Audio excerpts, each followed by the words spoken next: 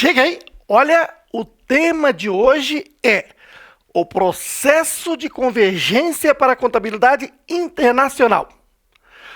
Certa vez, eu ia começar esse assunto no meu curso presencial aqui na minha escola aqui do Distrito Federal, em Brasília, e na turma estava uma aluna que fazia ciências contábeis na Universidade de Brasília, UNB.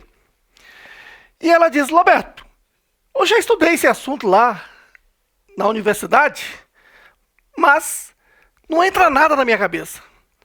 Aí eu te pergunto, esse negócio do Brasil convergir para a contabilidade internacional é só para complicar?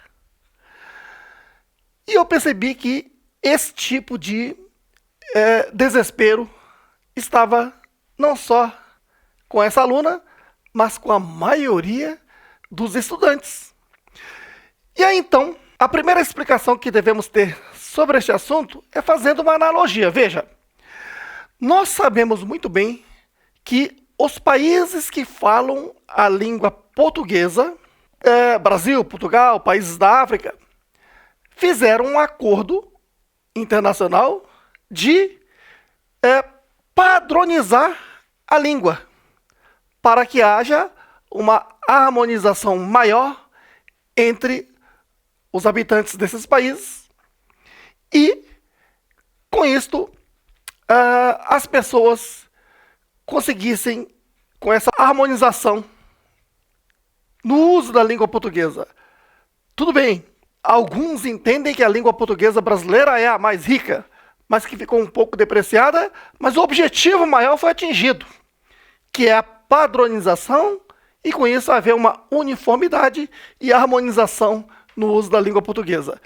E, quando se fala em convergir para a contabilidade internacional, tem exatamente esse mesmo objetivo.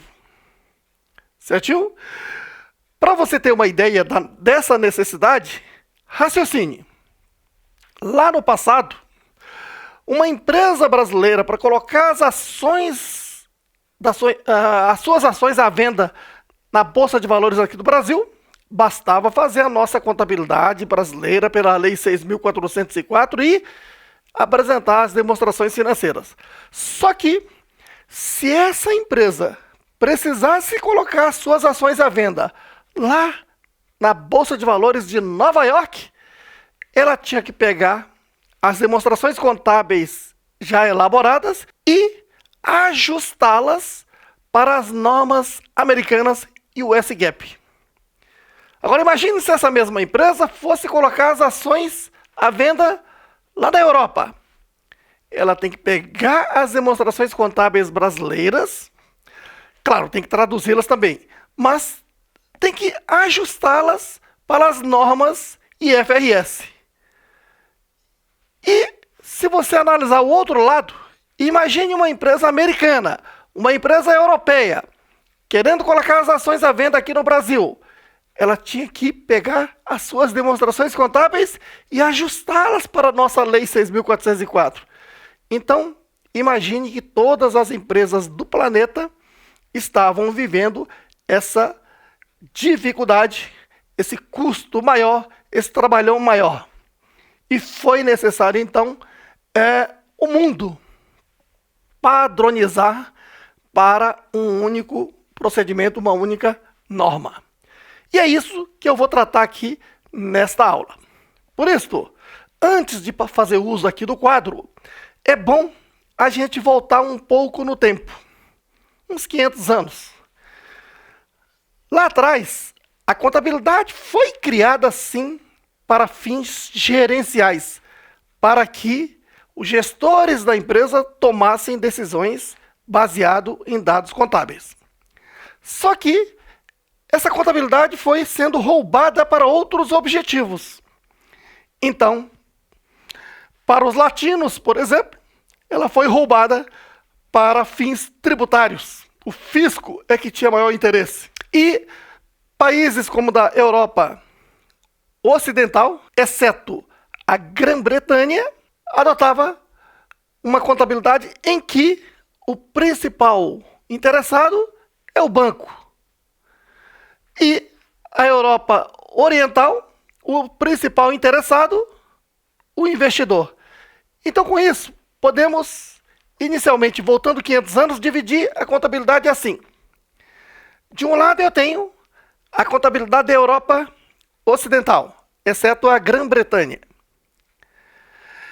que tinha como alvo, ou seja, o principal usuário da informação contábil, os bancos, que faziam com que os congressos nacionais aprovassem leis para que a contabilidade seguisse rigorosamente, de forma objetiva, a lei e apresentar demonstrações contábeis que justificassem se ela tem ou não o direito ao crédito junto ao banco. Por outro lado, a Europa Oriental, por sua vez, tem como principal usuário da informação contábil o acionista. É o acionista que financia a empresa. E ao acionista interessa apresentar uma contabilidade pela essência, pela realidade do dia a dia. Uma contabilidade feita por normas ou princípios criados pelos contadores. Então, com isso, você percebe que existe a contabilidade totalmente regrada por norma jurídica e a contabilidade regrada por norma técnica, por princípios. Contabilidade objetiva, que eu faço de acordo com a lei rigorosamente, e a contabilidade que é mais subjetiva e eu sigo os princípios contábeis. Dito isto, agora sim, vamos analisar como é que ficaram a contabilidade no mundo historicamente, numa história mais recente.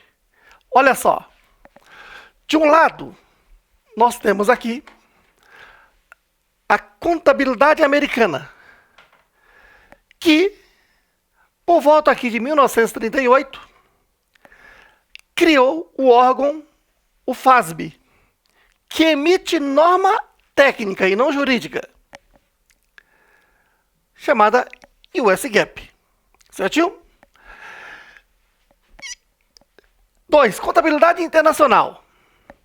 Aqui em 1973, 10 países do mundo se reuniram em Londres e criaram um órgão chamado IASC, que passaria a emitir norma técnica IAS. Então, aqui, na verdade, esses países já começaram a enxergar a chegada da globalização econômica e demais globalizações, né, tecnológica e etc. Certo? E como é que ficaria a situação das empresas? Então, eles já começaram a enxergar as dificuldades que as empresas encontrariam aquilo que eu já falei anteriormente. Então, só que os americanos, por exemplo, participaram. Era um dos 10 países que participaram. Só que logo em seguida os americanos abandonaram e voltaram para as suas normas, no sentido de que eles têm uma norma mais madura, antiga, e que o mundo deveria convergir para as suas normas.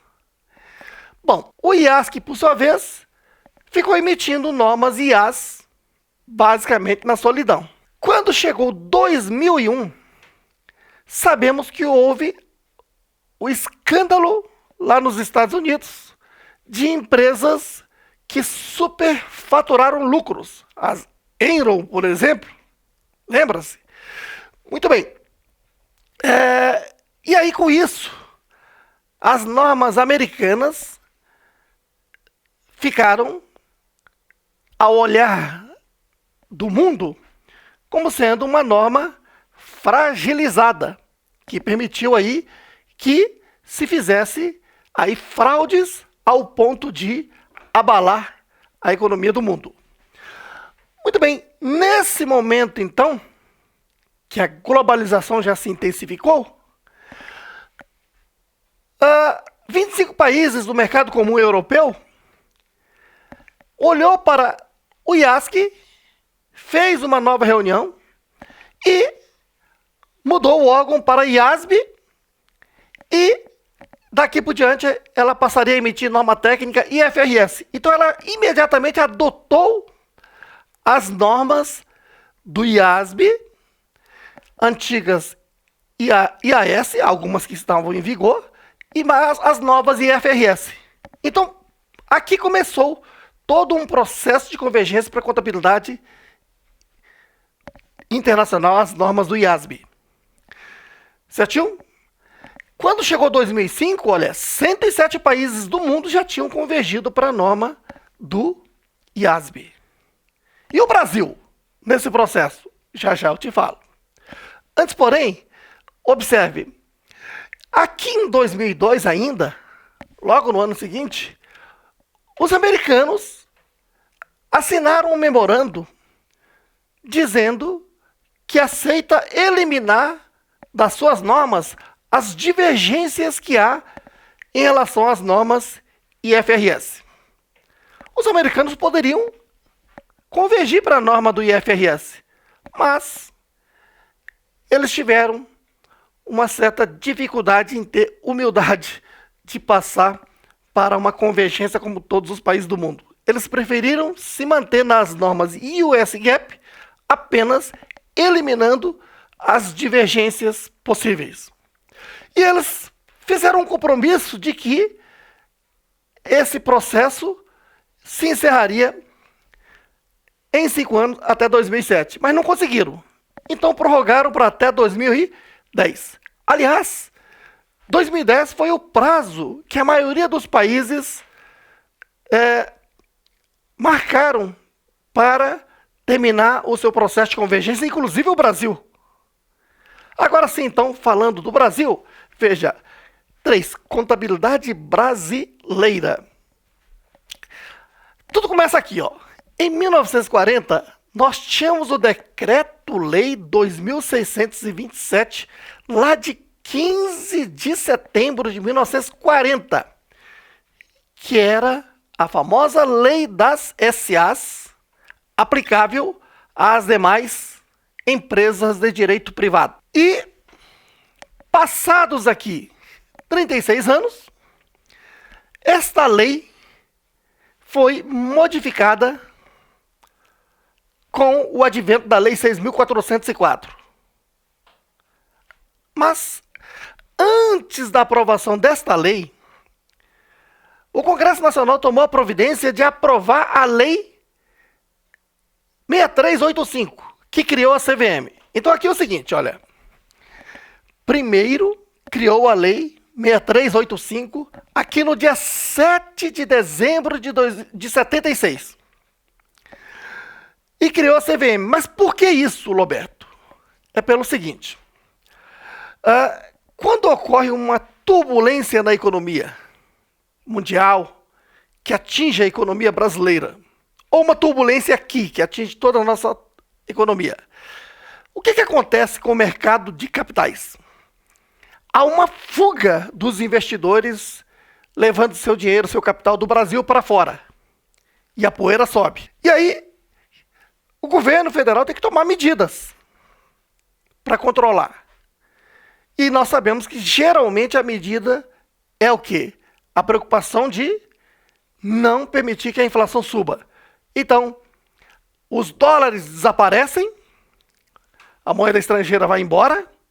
E como é que fica uma empresa brasileira que vai comprar matéria-prima e ter que pagar em dólares? Então, vai ter que comprar dólares mais caras. E para tentar regular o mercado, para não aumentar a inflação, o governo vende a reserva cambial e tenta controlar. E, ao mesmo tempo, aumenta a taxa de juros para que as pessoas não fiquem especulando com moeda estrangeira, com dólar, e vá aplicar no mercado financeiro. Enfim, aquela regulação da economia momentânea que tem acontecido praticamente em todos os momentos de turbulência na economia. Certo? E aí, com esta nossa lei, sem a CVM, o que acontecia? Porque o raciocínio é o seguinte: quando ocorre uma fuga de capital estrangeiro aqui no Brasil, lá na Bolsa de Valores, Isso afeta a nossa economia? Afeta. Agora eu te pergunto, afeta já de imediato a pessoa física? Não. Afeta já de imediato as pequenas empresas? Não. Então afeta quem? Afeta exatamente as SAs de capital aberto que têm as ações em bolsa de valores. Pela regra antiga, Decreto-Lei 2.627 de 40, seria necessário o Congresso Nacional, Câmara dos Deputados, Senado, aprovarem uma lei para regular aquele mercado naquele momento. E o presidente da República sancionar e publicar. Uma demora muito grande e as empresas poderiam quebrar. Para evitar tudo isso, então, é que se criou, em primeiro lugar, a Lei 6385, que criou a Comissão de Valores Mobiliários, que vai regular o mercado de capitais, criando normas, vai controlar e fiscalizar os administradores e controladores de companhias abertas, SA de capital aberto, e outros procedimentos. Então, por isso é que primeiro criou a Lei 6385 aqui no dia 7 de dezembro de 76. E em seguida, lá no dia 15 de dezembro de 76, aprovou-se a Lei 6.404, revogando o Decreto 2.627. Então essa passou a ser a nossa nova lei das SAs, aplicável às demais empresas de direito privado. A lei é das SAs. Quando se diz aplicável às demais empresas, é aplicável na parte contábil principalmente. Certo? Agora, interessante, essa lei foi aprovada em 15 de dezembro de 76, mas entrou em vigor só no dia 1º de janeiro de 78, quer dizer, teve um ano para as pessoas estudarem e se adaptarem à nova lei. Certo? Um outro ponto importante é esse, ó. O artigo 177 trata da escrituração contábil. Lá no seu parágrafo 3º, ela está dizendo que companhia aberta, a partir deste momento, deve obedecer à própria Lei 6.404 e também às normas expedidas pela Comissão de Valores Mobiliários. Então, conclusão. Com esse avanço legal, se ocorrer uma turbulência no nosso mercado de capitais e houver uma tentativa de fuga de capital estrangeiro aqui, pode a CVM rapidamente baixar uma norma dizendo, opa, não precisa tirar o dinheiro aqui do nosso mercado de capital, da nossa bolsa de valores, porque eu baixei uma norma regulando esse mercado. Tá vendo aí a importância, então, de criar a Lei 6385, já na Lei 6404, normatizando que companhia aberta deve obedecer à própria lei e mais as normas da CVM. Por isso é que você vai ver lá na frente que CVM é órgão regulador das companhias abertas. Tá bom? Beleza. E aí, o que acontece? O mundo convergiu para a contabilidade internacional a partir de 2001. E o Brasil? O Brasil, aqui no ano de 2000, o Conselho Federal de Contabilidade ajudou a preparar o projeto de lei 3741, que é exatamente um projeto para mudar a Lei 6.404 e permitir a convergência para a contabilidade internacional. Só que esse projeto ficou parado e quando chegou 2005, o ministro da Fazenda já iniciou no dia 1º de janeiro com o discurso de que será um ano de grandes reformas e que haverá uma reforma na lei contábil, que seria a aprovação deste projeto. No entanto, em maio daquele ano 2005, iniciou-se o problema das corrupções do novo governo. E aí, daí por diante, corrupções e mais corrupções foram descobertos e o Congresso Nacional parou. Só CPI mais CPI e as reformas que aconteceriam lá deixaram de acontecer. E continuou o governo. E quando chegou 2007, o ministro da Fazenda da época foi lá na comunidade internacional e foi divulgar o país. Olha, venham investir no Brasil porque nós estamos com a economia andando bem. Só que ele levou na testa dizendo, cadê a reforma contábil? Porque vocês ainda não convergiram para a contabilidade internacional. Aí quando ele volta, ele descobre que já existe esse projeto lá no Congresso Nacional. E aí então o governo logo agilizou e no dia 28 de dezembro de 2007, converteu a lei, o projeto de lei 3741 na lei 11.638, que alterou a lei 6.404. Detalhe, essa lei já entrou em vigor no dia 1º de janeiro de 2008. E a parte mais importante dessa lei é exatamente de permitir a convergência para a contabilidade internacional. Cuidado! Se você é, por exemplo, um estudante que ainda vai fazer alguma prova de concurso público ou então do Conselho Federal de Contabilidade, e se a questão diz assim, a Lei 11.638 fez a convergência da contabilidade brasileira para a contabilidade internacional. A afirmativa é falsa. Por quê? Porque esta lei, por si só, ela não fez a convergência. Ela eliminou dispositivos que não permitiam e criou dispositivos que permitem fazer a convergência. Certinho? Muito bem. Então, com isto, raciocine. Nós tínhamos até 2007, porque a partir de 2008 que começou o processo de convergência para a contabilidade internacional. Certinho? Então, até 2007, a nossa contabilidade era uma contabilidade regrada por norma jurídica. Era uma contabilidade objetiva, era mais fácil. Tudo que eu tinha que fazer em contabilidade era só ir lá na Lei 6.404 e aplicar os dispositivos. Certinho?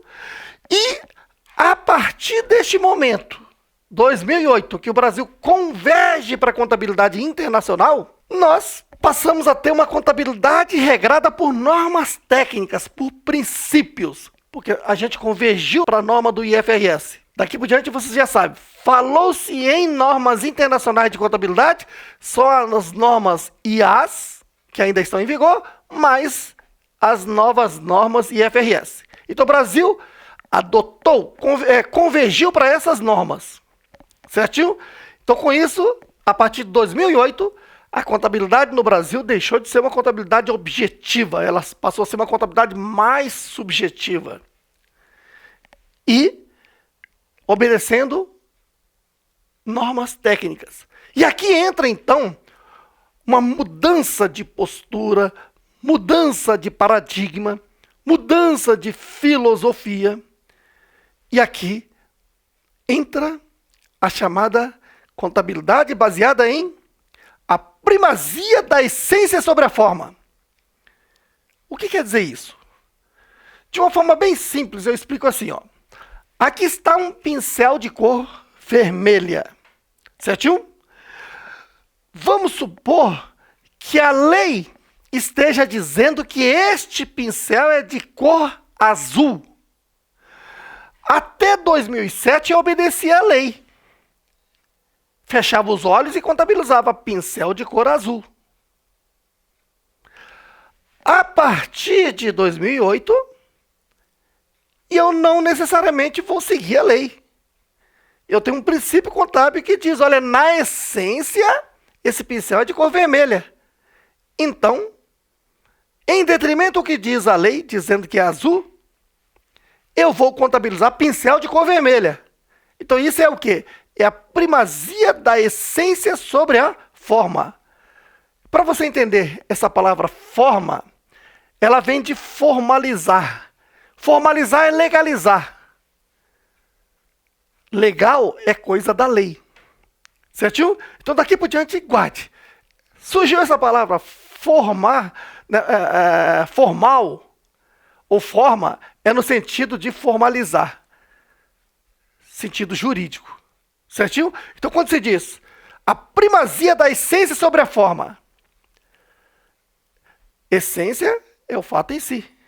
Forma é no sentido de forma jurídica. Então, a lei está dizendo que esse pincel é de cor azul. Mas, na essência, esse pincel é de cor vermelha. Essa mudança de paradigma é que vamos falar daqui por diante. Venha para cá. Quando se fala em convergência contábil internacional, recapitulando o que eu falei logo no início, olha, o padrão é o IFRS, certinho? Muito bem. Que é a norma criada em Londres por cientistas contábeis do mundo inteiro. Então tem cientista contábil brasileiro lá colaborando, tem cientista contábil japonês lá colaborando, cientista contábil alemão, cientista contábil argentino, trabalhando para criar as normas IFRS. Certinho? E aí o Brasil convergiu para a norma IFRS. Assim como Portugal convergiu, Japão, Argentina, mais recentemente. Com isto, houve uma padronização. Essa padronização há que se tomar cuidado. Por quê? Porque uma coisa é adotar o IFRS, outra coisa é convergir para a norma do IFRS. Como assim, Roberto? O Chile, por exemplo, primeiro adotou integralmente o IFRS, aí não deu certo. Posteriormente, eles fizeram certo, eles fizeram a convergência. Como assim, Roberto? É pelo seguinte, cada país tem a sua Constituição, Código Civil, Código Penal e etc. Código Tributário, peculiaridades, costumes, etc. Certo aí?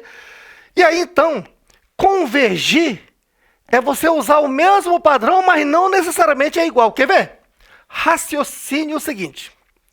Sanduíche McDonald's, para mim, não é um bom exemplo, porque eu sou daqueles que gostam de sanduíche com substância.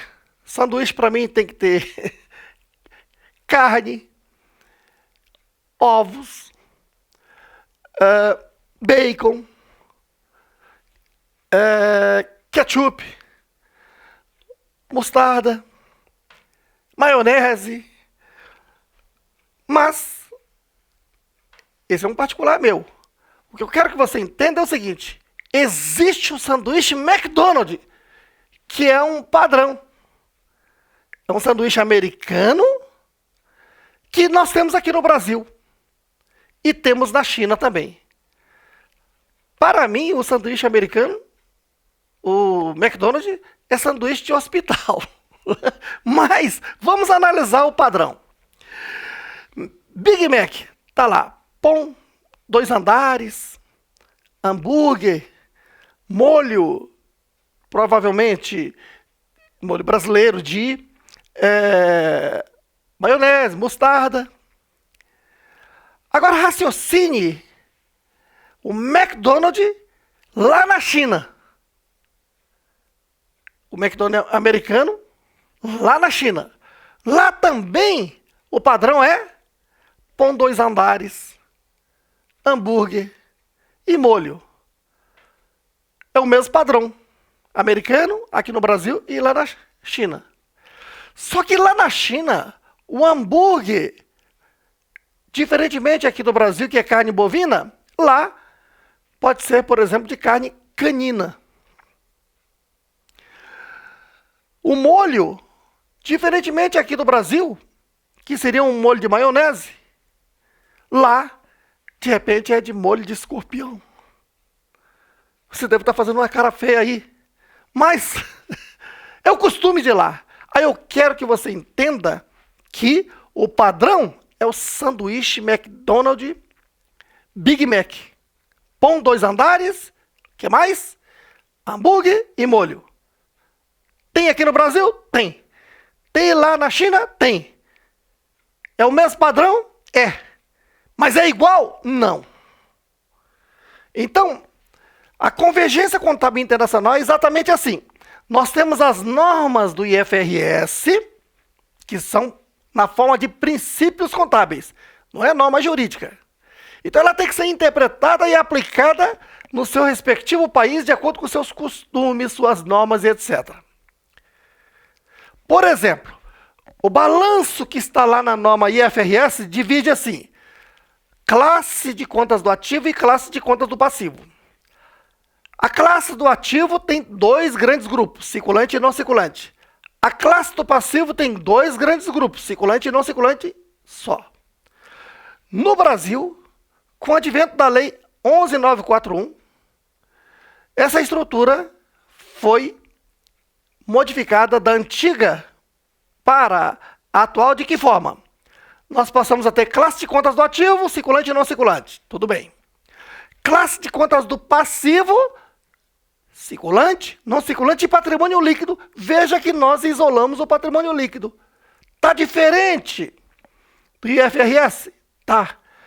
Mas torna-se impossível a interpretação por quem adota IFRS? Não. Então ela está no padrão. Deu para entender o raciocínio? Então isto é convergência e não adoção. Então se faz a convergência para a padronização, uniformização e haver a harmonização. Então com isto, uma empresa brasileira que exporta e quer analisar o balanço do cliente, se ele tem condições de lhe pagar, é só receber o balanço e analisar, porque está no mesmo padrão. Beleza aí? Para finalizar então agora, vamos entender todo o processo de convergência para a contabilidade internacional que aconteceu aqui no Brasil. Aqui está.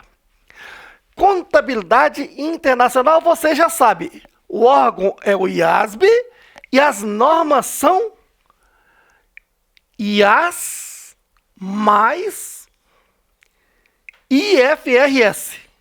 Certinho? Aqui no Brasil, nós passamos a ter uma contabilidade internacional de que forma? Fazendo a convergência. A convergência ocorre da seguinte forma. Essa lei 11.638, lá no seu artigo 5º, inseriu na lei 6385 o artigo 10A, que diz que os órgãos reguladores podem fazer um convênio com um órgão independente, autônomo, que faz estudos e cria normas cujos membros são de maioria contadores, que é exatamente o Comitê de Pronunciamentos Contábeis, que foi criado lá em 2005, por meio de uma resolução do Conselho Federal de Contabilidade de número 1055. Então, conclusão, tudo funciona assim, ó. O nosso órgão, o Comitê de Pronunciamentos Contábeis, pega as normas internacionais IAS, que estão em vigor, e IFRS, traduz para o português, e nós tivemos facilidade porque Portugal fez a convergência antes do Brasil, então nós já tivemos essas normas em português, claro que em português de Portugal. Então traduzimos para o português, colocamos em audiência pública, então o Comitê de Pronunciamentos Contábeis coloca em audiência pública, depois se reúne, discute, analisa e transforma isto aqui numa norma, chamada norma CPC, com essa mesma sigla.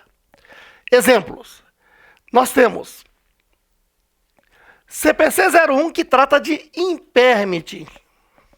CPC 03, que trata de demonstração de fluxo de caixa.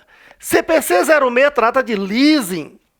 CPC 12 trata de ajuste a valor presente. CPC 27 trata de imobilizado. CPC 47 trata de receitas. E assim vai. Até esse momento que eu estou gravando, nós temos 50 CPCs. Agora, de nada adianta o Comitê de Pronunciamentos Contábeis, né, expedir essas normas. Porque essas normas, por si só, não têm valor jurídico nenhum. Para que eles tenham valor jurídico, é necessário seguir o que eu falei. A Lei 11.638 alterou a Lei 6385, criou o artigo 10A, que diz o quê? Que os órgãos reguladores podem fazer um convênio com o Comitê de Pronunciamentos Contábeis para adotar as normas CPCs. Por exemplo, a CVM, Comissão de Valores Imobiliários, é um órgão regulador das companhias abertas. Lembra-se disso que eu falei lá atrás?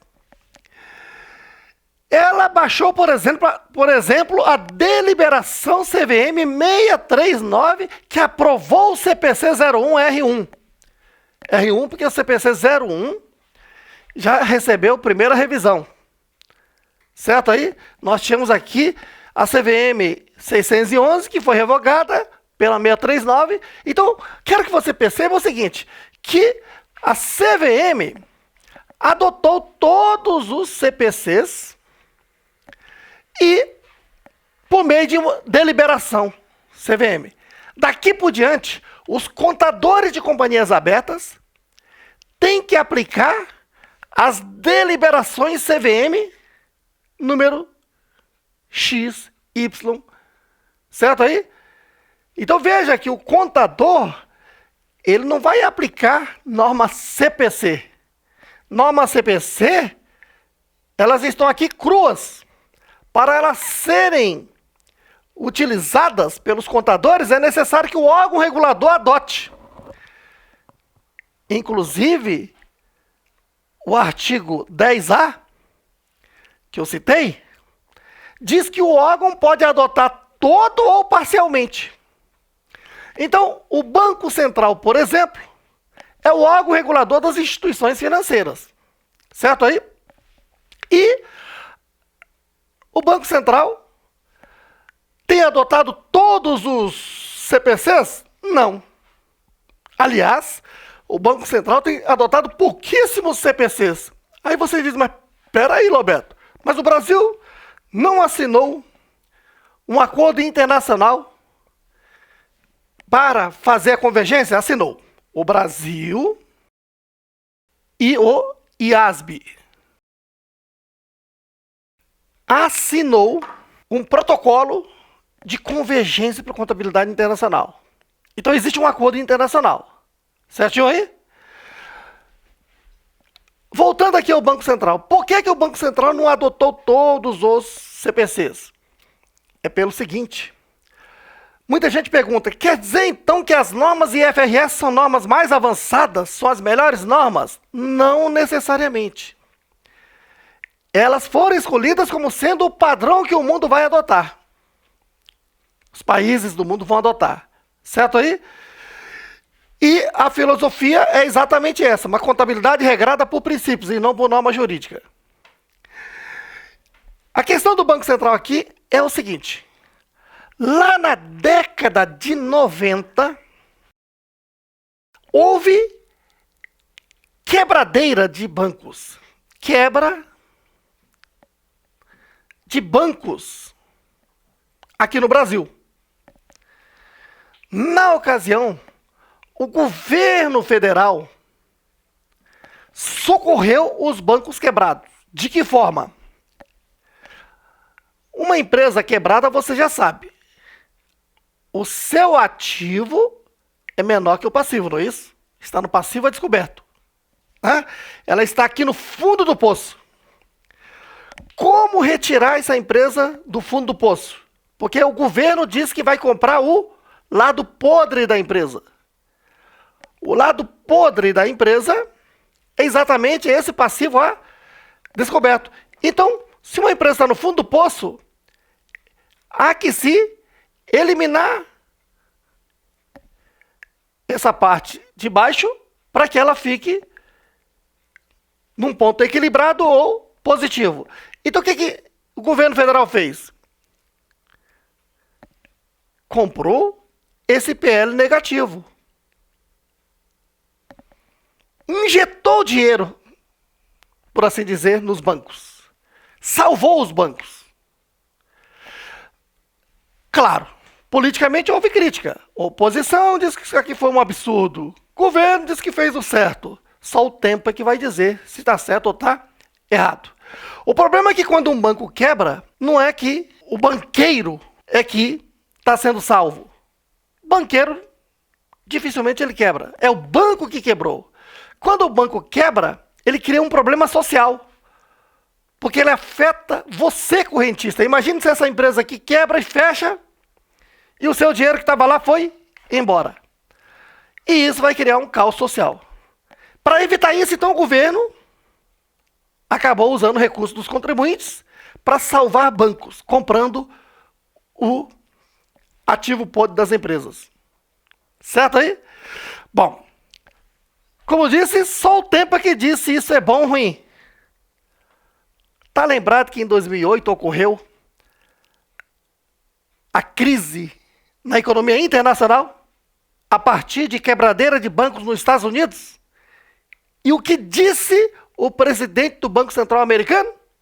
Que se os Estados Unidos tivesse tomado o remédio que o Brasil tomou no início da década de 90, foi isso que ele disse, não teria ocorrido quebradeira de banco nos Estados Unidos e que a crise da economia mundial não teria acontecido. Então, conclusão, esse procedimento que o governo brasileiro tomou no início da década de 90, então, salvando os bancos, historicamente o mundo reconhece como sendo um procedimento adequado, correto. E certamente qualquer quebradeira de banco em outros países, hoje em dia, o governo vai tentar recuperá-lo. Certo aí? Bom, por que eu expliquei isso? Porque a partir daqui, o Banco Central do Brasil começou a criar normas para melhor controlar o sistema financeiro brasileiro. Tanto isso é verdade, que lá em 96, por exemplo, o Banco do Brasil tinha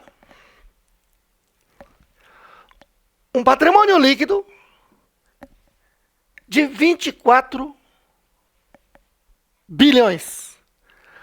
O Bradesco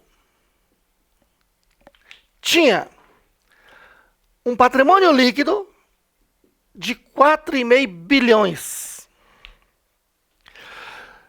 Só que o Banco do Brasil é aquele tipo de banco que tinha aqui, que tem aquela função na economia de fomentar a agricultura brasileira, o agro brasileiro. Só que o agro é uma atividade de risco. O banco financia, mas a colheita pode quebrar. E uma série de coisas. Além disso, os bancos públicos brasileiros eram uma vergonha, porque vinha sendo administrados por políticos. Políticos empresários. Justamente empresários que tomavam financiamento para depois fazer mexidas lá no banco e ir empurrando a dívida com a barriga e nunca pagar. Conclusão. Os auditores independentes disseram que o Banco Brasil tinha que fazer um saneamento, que é fazer uma contabilidade real. Aí o Banco Brasil fez uma provisão para perdas com devedores duvidosos, de décadas que não vem recebendo os empréstimos. Reconhecendo essas perdas, ela apresentou um prejuízo de cerca de 19 bilhões. E veja que o patrimônio líquido do Banco do Brasil é só de 5 bilhões. Então o Banco do Brasil é praticamente do mesmo tamanho do Bradesco naquela ocasião, em 96. Com uma diferença. O Banco do Brasil tinha 85 mil funcionários e o Bradesco 26. Então, você está vendo que o Bradesco, como uma empresa privada, tinha uma contabilidade certinha. E o Banco do Brasil tinha uma contabilidade que estava inchado de informações já podres. E o governo federal exigiu, por meio de decreto, que fizesse esse saneamento. E aí depois o governo federal injetou 9 bilhões e meio e abriu o capital, as ações no mercado de capitais, e o Banco do Brasil foi evoluindo e é o que é hoje. Um banco orgulhoso hoje. Certo? Então com isso você percebe o seguinte, com essa historinha que eu contei, que tudo nasce aqui, ó. O Banco Central é que foi criando normas, inclusive de provisão para devedores duvidosos. E hoje, então, o Brasil é referência no mundo em termos de controle financeiro, por normas da nossa instituição Banco Central. Certo? Então, conclusão, se o Banco Central fosse adotar as normas do IFRS, ela estaria regredindo diante dos avanços que se teve a partir das quebradeiras da época da década de 90. Aí você diz, mas o que tem que ser feito então? Já eu digo.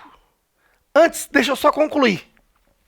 Você está vendo então que o Comitê de Pronunciamentos Contábeis importa as normas IAS e IFRS, as transforma em norma CPC, CPC 01, né? Nós temos 50 CPCs. Os órgãos reguladores fazem um convênio com o Comitê de Pronunciamentos Contábeis para adotar essas normas integralmente ou parcialmente, de acordo com o que diz a Lei 11.638, no seu artigo 5º, que alterou, que incluiu lá na Lei 6385, o artigo 10A, que já falei várias vezes.